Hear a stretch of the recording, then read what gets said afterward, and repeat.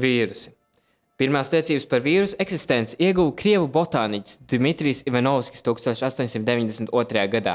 Meklējot tabakas mozaīkas slimības izraisītāju, viņš tabaks lapu ekstraktu filtrēja caur īpašu porcelāna filtru, kas aiztur pat baktērijas. Tomēr slimības izraisītājs izkļuva arī caur to. Tieši novērot vīrusu varēja tikai pēc elektronu mikroskopa izgudrošanas.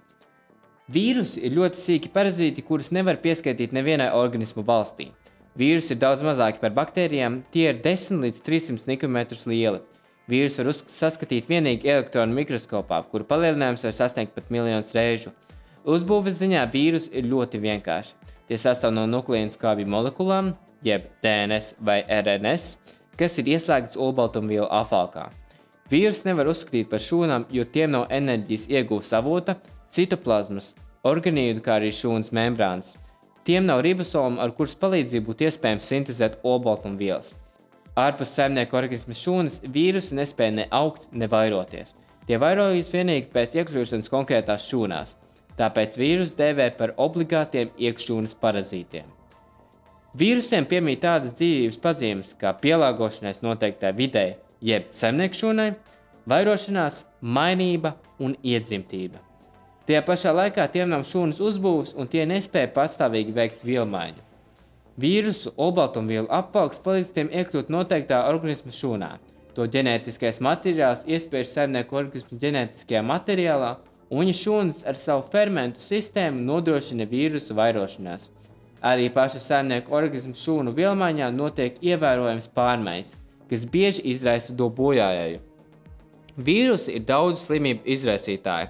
Katrs vīrusu veids iekļūst noteiktā saimnieku organisma šūnās.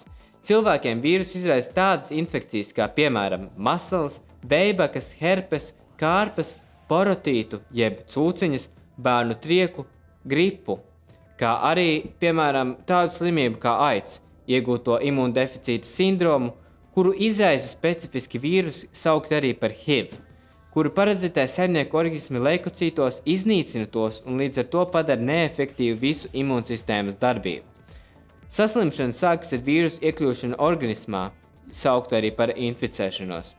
Pēc inficēšanās parasti sako slēptais jeb latentais periods, kad vīrus izplatās organismā un atdod savas saimnieku šūnas. Lai iekļūtu saimnieku šūnā, vīrusam jāpiestiprinās pie tās virsmas receptora, kas tiek arī saukts pēc atslēgas slēdzenes principa. Un to sauc par vīrusu adsorpciju. Pēc iekļūšanas saimniekšūnā vīrusu daļas savairojas, izmantojot saimniekšūnas ribosomus un izveidojas jaunas vīrusu paudzes. Jaunie vīrusi nokļūst citās saimniekšūnas, traucējot to normālo darbību, kā arī izraisot to bojājēju.